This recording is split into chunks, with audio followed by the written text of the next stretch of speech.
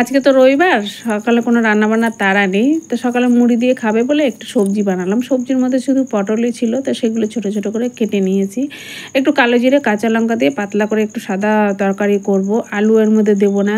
আর কত মাসে খাবে, আর কত মাসে সুগারটা যেহেতু বর্ডারের কাছে রয়েছে, ওই জন্য আলু ওকে খুব কমই দিই, যতটা মানে চেক করে চলা যায় আর কি।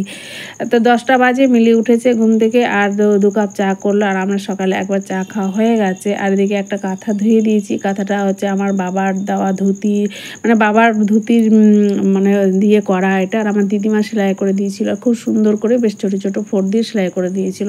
আর ব্যবহার করতে করতে এখন কেমন একটু ছিঁড়ে ছিঁড়ে গেছে, তাও ব্যবহার করা হয়। আর এদিকে কত মাসে বাড়িতে আসবে না আজকে দুপুরবেলা, সেই জন্য মিলিয়ে আবার ভাত নিয়ে যাচ্ছে। আর ভাত নিয়ে যাচ্ছে হচ্ছে ডাল, ভাত, মাছের ঝোল আর পটল ভাজা।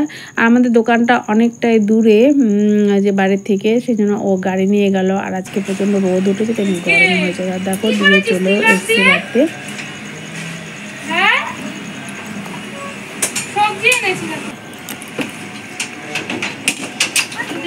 লঙ্কা 200 টাকা কেজি। কত সবজি কিনেছিস? বাবা কিনে দিয়েছে পেঁপে।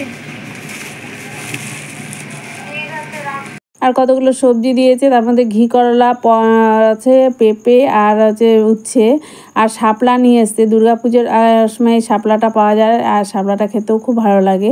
তা শাপলা তো ঘরে থাকলে শুকিয়ে যাবে, সেই জন্য আমি আবার কুয়োর মধ্যে ফেলে দিলাম, যখন দরকার হবে তখন আবার তুলে নেব। আর এদিকে ঘরের টেবিল ফ্যানটা চলতে চলতে বন্ধ হয়ে গেছিলো, তো একটু দেখিয়ে নিলাম ঘরে, ভাবলাম যে ঘরেই ঠিক হয়ে যাবে, কিন্তু না, শেষমেশ ওটা দোকানে দিতেই হবে। আর এদিকে দেখো সন্ধেবেলা হরিচাঁদ গুরুচাঁদের ডাঙ্কা বাজিয়ে যাচ্ছে। আর আমাদের এখানে না অনেক প্রচুর ভক্ত আছে, আর আমি নিজেও খুব ভালোবাসি।